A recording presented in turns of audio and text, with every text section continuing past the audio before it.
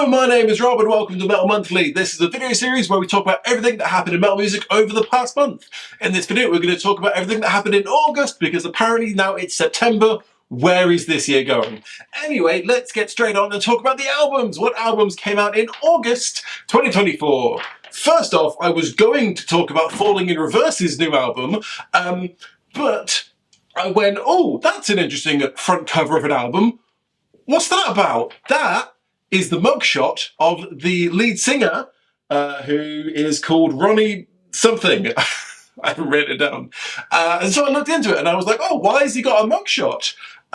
It's not for a very nice reason. And then I was like, well, why would you want a mugshot on your album cover? What's up with this guy? So I looked into the guy and fully my opinion, because this guy seems to like to sue people who don't like him, in my opinion, this guy is a piece of shit, and I'm not going to review his album, but I recommend that you all look up what's up with this guy, his history, and decide for yourself if you think he's a piece of shit.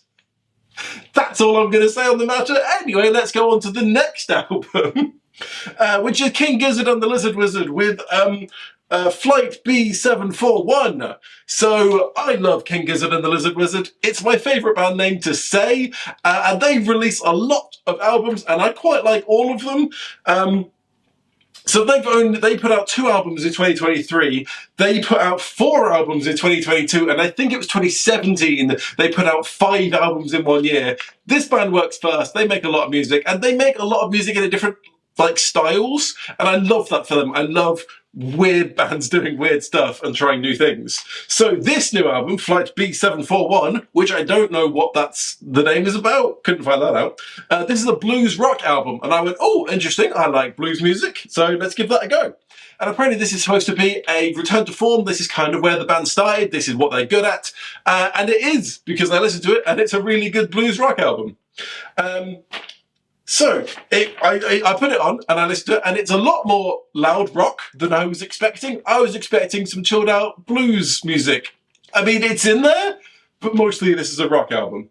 The thing is, it's got that distinctive blues guitar sound, which you know what I mean, but it's hard to explain, it's hard to define. I looked it up, how do you get the distinctive blues guitar sound?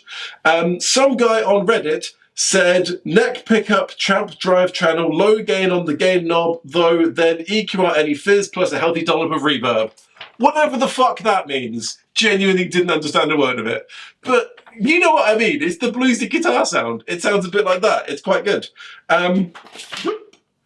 Anyway, so it's also got some heavy rock stuff in there as well. Basically, it's a rock album with a bit of a blues effect. It's not a blues album, which is what I was expecting. But for a rock album with some bluesy stuff in it, it's really good. I think it's even got like harmonicas in it as well, which does give it a little bit more bluesy sound. It's also horribly depressing.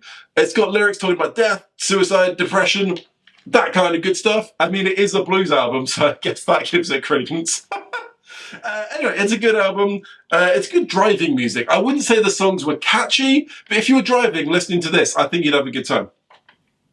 Next up, and finally, we have Call the Devil by Mushroomhead.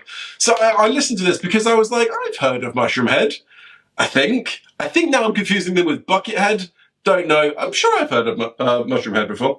Anyway, Wikipedia describes Mushroomhead as an avant-garde band, which, let's face it, means pretentious. Am I wrong? So this album, Call the Devil, is pretty good. I actually did really like it. Maybe it's because I'm quite pretentious. It's got a driving bass sound. It's got some slightly distorted vocals. Kind of sound like Rob Zombie. Some of the songs, very Rob Zombie vibes. Some of the songs don't sound like that at all. Just quite clean vocals, quite light rock. There's even some with a lady being a vocalist on it. It's quite a varied album. I suppose that's what makes it avant-garde. Don't know. It was quite good. I quite enjoyed it. The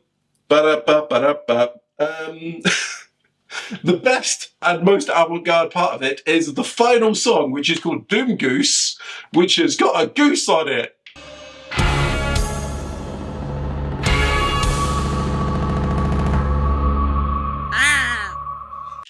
Part of the sound is a goose honking. It's brilliant. The rest of the album, quite serious. Final song, it's got a fucking goose in it. Don't understand. Maybe that's what makes it avant-garde. Who even knows? Anyway, so that's 2 albums and 1 album I'm refusing to talk about, but feel free to look at yourself. Anywho, next up, Music Festival Explorer, and this is my website where I talk about music festivals, heavy metal, things like that. This month I have written a blog post about 5 punk musicians who are smarter than you thought. I'm wearing a Bad Religion t-shirt because obviously Greg Graffin, lead singer of Bad Religion, is a well-educated, smart man. But can you guess what he's got a PhD in? Because I'm guessing you're going to get it wrong. If you'd like to find out, link is in the description. Go give it a read. Whee! And finally, fun stories. But as I've been doing recently, it's not a fun story. It's just story. So Aerosmith have stopped touring, which maybe isn't that surprising. They've been going on forever. But they've stopped touring midway through their farewell tour. So their final tour, the Peace Out tour, they've had to call it quits because Steven Tyler injured his voice during another date on the tour, and he just isn't recovering, and they've had to say, I'm not getting better, I can't do this anymore, sorry, we're just stopping being a band now, which is crazy. So the band has been around for 5 decades, and let's face it, they've been around for 54 years, after the 1980s and all of their party habits.